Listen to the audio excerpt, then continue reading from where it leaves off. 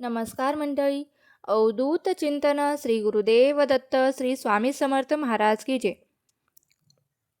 वटपौर्णिमेचा पवित्र सण जो की खास सुवासिनी महिलांसाठी अतिशय खास आणि महत्त्वाचा असतो.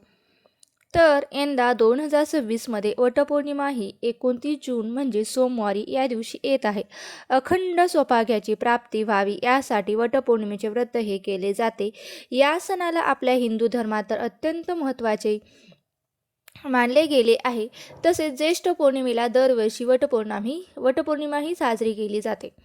वटपौर्णिमा ही आपल्या सगळ्या महिलांचा आवडता सण आहे, कारण या दिवशी आपण अगदी नटून थटून वडाच्या झाडाची पूजा करत असतो. तर वटपौर्णिमेच्या दिवशी सौभाग्यवती स्त्रियांनी या रंगाची जर साडी नेसली 2 ते 3 रंग आहेत, जर त्या रंगाची साडी तुम्ही नेसून पूजा केली तर त्या पूजेचं फळ हे दुप्पट आपल्याला प्राप्त होत असतं.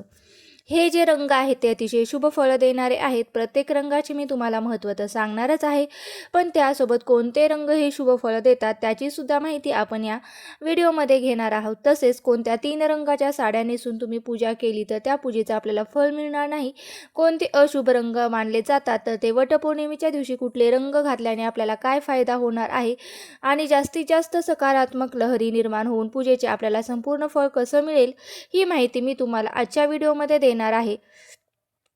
तसेच वटपौर्णिमेला आपल्याला कोणत्या चुका आपल्या हातून टाळायच्या आहेत याची कटाक्षाने काळजी घ्यायची आहे. तसेच वटपौर्णिमेचा शुभ मुहूर्त कोणता, ही संपूर्ण माहिती आपण आजच्या व्हिडिओमध्ये जाणून घेणार आहोत. त्यामुळे काय करायचं आहे तर तुम्हाला व्हिडिओ स्किप न करता शेवटपर्यंत नक्की ऐकायचा आहे. बघा, वटपौर्णिमा ही 29 जूनला सोमवारी आली आहे. 29 जूनला वटपौर्णिमेच्या पूजेचा जो शुभ मुहूर्त असणार आहे तो सकाळी 8:48 पासून ते 10:40 हा अतिशय शुभ मुहूर्त आहे. आणि म्हणूनच शक्य असेल तर याच शुभ मुहूर्तावरती पूजा करण्याचा जास्तीत जास्त प्रयत्न करा. जर या वेळेमध्ये तुम्हाला शक्य झालं नाही तर तुम्ही दिवसाचा राहुकाळ सोडून तुम्ही दिवसभरामध्ये कधीही पूजा करू शकता. परंतु शास्त्रानुसार आपण कोणतीही पूजा किंवा सेवा ही जेव्हा शुभ मुहूर्तावरती केली जाते तर त्याचं पुण्य हे आपल्याला जास्त मिळत असतं. त्याच्यामुळे आपण ह्या शुभ मुहूर्तावरी पूजा करण्याचा प्रयत्न करायचा. आता बघा, वटपौर्णिमेची जी पूजा असते ती आपल्याला शक्यतो दुपारी 12च्या आतच करायची आहे. फार उशीर करू नका. आणि कारण काय होतं ना, सगळं आवरून शेवटी पूजा करतो, पण हे जर चुकीचं आहे. कारण काही गोष्टी जर आपण त्या वेळेमध्येच केल्या तर त्याचा आपल्याला जास्तीत जास्त फायदा होतो. बघा, ज्या स्त्रिया आहेत ना, साडी वगैरे दागिने घालून वडाच्या झाडाची या दिवशी पूजा करतात. आजकाल फॅशनकडे जास्त लक्ष दिलं जातं, पण फॅशनसोबत आपली संस्कृतीसुद्धा तितकंच महत्त्वाचं आहे. आता बघा, वटसावित्रीच्या पौर्णिमेला जे शुभ रंग आहेत ते घातल्यामुळे आपल्याला लाभ होत असतो. तर दुसरी गोष्ट म्हणजे दागिन्याच्या बाबतीतसुद्धा तसंच म्हटलं गेलेलं आहे. यासोबतच तुम्ही बांगड्या, आपल्या सौभाग्यवती स्त्रियांचे जे अलंकार असतात ते सुद्धा त्याचे सुद्धा नियम आपल्याला पाळलेच गेले पाहिजेत. आता जे रंग आहेत या घातल्यामुळे सकारात्मक लहरी तर निर्माणच होतात आणि पूजेचं फळ सुद्धा आपल्याला मिळत असतं. तर असे कोणते रंग घातल्यामुळे आपल्याला त्याचा काय लाभ होतो हे आपण जाणून घेणार आहोत. बघा, आता सगळ्यात आधी सगळ्यात पहिला आणि महत्त्वाचा रंग म्हणजे हिरवा रंग. देवीला आपण ओटी भरतो, हिरव्या रंगाची साडी अर्पण करतो, हिरव्या रंगाचा चुडा, बांगड्या ज्या आहेत त्या आपण अर्पण करत असतो. वटपौर्णिमेच्या दिवशी जर महिलांनी हिरव्या रंगाची साडी नेसली तर सर्वोत्तम हा रंग जो आहे तो सगळ्यात उत्तम मानला जातो. हिरवा रंग हा सौभाग्याचं प्रतीक आहे. हिरवा रंग हा आपल्या सुख समृद्धी प्रदान करत असतो.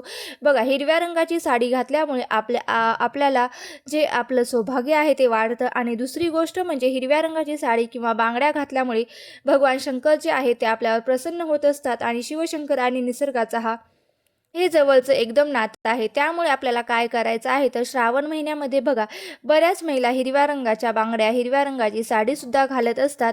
तर यामुळे आपल्याला हिरव्या रंगाची साडी घातल्यामुळे आपल्या वैवाहिक जीवनामध्ये ज्या काही अडचणी येत आहेत त्यासुद्धा दूर होत असतात. पती पत्नीमध्ये सौख्य राहत असतं. आपण जर हिरव्या रंगाची साडी नेसून पूजा केली तर त्या पूजेचं फळ हे आपल्याला पूर्ण मिळत असतं. शक्यतो महिलांनी हिरव्या रंगाची साडी नेसा आणि त्याचा फायदा करून घ्या. आता दुसरा जो शुभ रंग आहे तो म्हणजे पिवळा रंग. आपल्या हिंदू धर्मात पिवळ्या रंगाला ज्ञान, पवित्रता, समृद्धी आणि मांगल्याचं प्रतीक मानलं जातं.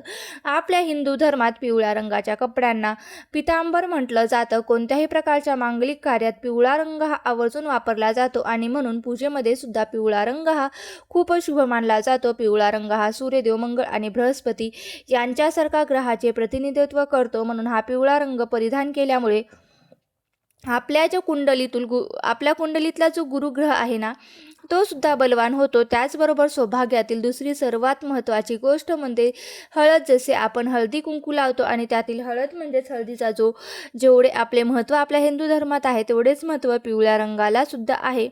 शक्य झालं तर यंदा वटपौर्णिमेच्या दिवशी तुम्ही पिवळ्या रंगाची साडीसुद्धा आवश्यक नेसा. आता तसेच पिवळा रंग हा पौर्णिमेच्या दिवशी सुद्धा आपण भगवान विष्णू आणि माता लक्ष्मीची पूजा करत असतो. म्हणजे भगवान विष्णूंना पिवळा रंग हा अतिशय प्रिय आहे. आणि तर आपल्या सर्वांनाच माहीत आहे जिथे विष्णू असतात तिथे माता लक्ष्मी ही स्वतःहून निवास करत असते.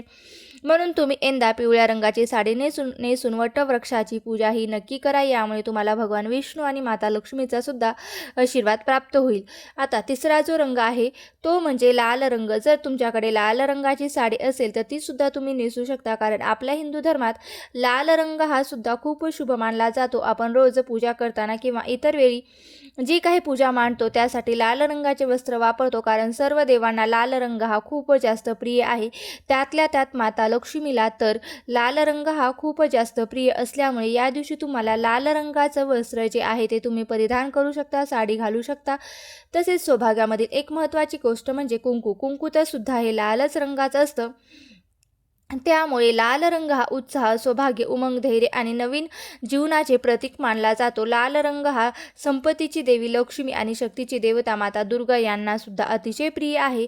म्हणून तुम्ही यंदा वटपौर्णिमेला लाल रंगाची साडी घातल्याने सुद्धा तुम्हाला एक सकारात्मक ऊर्जा प्राप्त होत असते.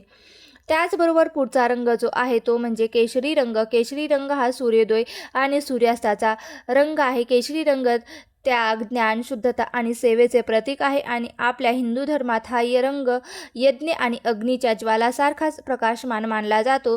तो अज्ञानाचा अंधकार दूर करून सकारात्मकतेचा संचार करतो. छत्रपती शिवाजी महाराजांच्या सेनेचा ध्वज, रामकृष्ण आणि अर्जुन यांच्या रथाचे ध्वज हे सुद्धा केशरी आहेत. कारण केशरी रंग हे शौर्य, बलिदान आणि प्रतीक आहे. त्यामुळे केशरी रंग देवी शक्तीचे प्रतिनिधित्व करतो. या रंगातून आपल्याला एक सकारात्मक ऊर्जा मिळत असते. त्यामुळे सकारात्मक ऊर्जासुद्धा प्रवाहित होत असते. त्यामुळे केशरी रंगाची साडी घातल्याने तुम्हाला सुद्धा एक नवीन प्रकारची ऊर्जा प्राप्त होत असते. म्हणून तुम्हाला केशरी रंगाची साडीसुद्धा या वटपौर्णिमेला तुम्ही आवश्यक नेसून घालू शकता. यानंतरचा पुढचा जो रंग आहे तो म्हणजे गुलाबी रंग. गुलाबी रंगसुद्धा प्रेमाचं प्रतीक आहे. वटपौर्णिमेला हा सण नवरा बायकोचा असतो आणि आपल्या नवऱ्यासाठी पूजा करत असतो. त्यामुळे या दिवशी जर गुलाबी रंगाची साडी नेसून पूजा केली तर नवरा बायकोमधलं जे नातं असतं ते आणखी घट्ट होत असतं. याशिवाय बघा तुम्ही जांभळा रंग, त्यानंतर लाल रंग, पिवळा, केशरी, गुलाबी, चिंतामणी, त्यानंतर पोपटी, चॉकलेटी हे रंगसुद्धा तुम्ही या रंगाचे सुद्धा साड्या तुम्ही घालू शकता, साडी नेसू शकता. पण शक्यतो वटपौर्णिमेला महिलांनी साडी नेसण्याचा प्रयत्न करा. कारण ड्रेस हे आपण सहसा घालतच असतो, पण वटपौर्णिमेला हे साडी घालण्याचा प्रयत्न करा. प्रत्येक रंग जो आहे तो त्या रंगामध्ये काहीतरी सकारात्मक, नकारात्मक शक्ती खेचून घेण्याची ताकद असते. त्याचा कुठे ना कुठे आपल्या आरोग्यावर परिणाम होत असतो. जे आपण कपडे घालत असतो त्याचा आपल्या आयुष्यावर सुद्धा खूप मोठा परिणाम होत असतो. तर त्यामुळे नक्कीच तुम्ही जे रंग मी सांगितले आहेत तसेच त्याचे महत्त्वसुद्धा मी सांगितलेले आहे. त्यामुळे तुम्हाला जमलं तर हिरव्या रंगाची साडी घाला, नाही जमलं तर आतापर्यंत जे काही तुम्हाला शुभ रंग सांगितले आहेत त्यातले कोणत्याही रंगाची तुम्ही विचार न करता पौर्णिमेला ती साडी नेसू शकता. कारण ते अतिशय शुभ रंग व पवित्र रंग मानले जातात. आता कोणत्या रंगाच्या साड्या ज्या आहेत त्या आपल्याला नेसायच्या नाहीत तर सुवासिनी स्त्रियांना माहीतच असेल, पूजेच्या दिवशी, शुभ दिवशी, सणासुदीच्या दिवशी शक्यतो काळा, पांढरा आणि यासोबतच अगदी डार्क निळा हे सुद्धा रंग आपण शक्यतो टाळायचे आहेत. बघा पूजेमध्ये काळा रंग आणि शक्यतो पांढरा रंग आपण कधीच वापरत नाही. पण बघा हा जो वटपौर्णिमेचा सण आहे या दिवशी तुम्हाला या रंगाची साडी अजिबात घालायची नाही. काळा रंग हा नकारात्मक शक्ती खेचून घेतो. आता हे जे रंग आहेत यानेच अशुभ परिणाम होतात. पूजा जी आहे ते आपल्या पूजेचं फळ मिळत नाही, कितीही मन लावून पूजा केली तरी त्याचं फळ हे मिळत नाही, तर हे त्याचं मागचं कारण आहे. आता पुढची गोष्ट म्हणजे बांगड्या. बघा आजकाल काय झालं आहे की ज्या रंगाची साडी घालतो त्या रंगाच्या मॅचिंग बांगड्या घालत असतो. तुम्ही मॅचिंग इतर बांगड्या घाला, पण हिरव्या रंगाच्या काचेच्या बांगड्या आवर्जून घालायच्या आहेत. वटपौर्णिमेच्या दिवशी तुम्हाला हिरव्या रंगाच्या काचेची किमान 6 तरी बांगड्या तुम्ही घाला. सोन्याच्या घाला, इतर घाला, पण त्यासोबतच तुम्हाला हिरव्या काचेची जी बांगडी आहे ती घालायचीच आहे.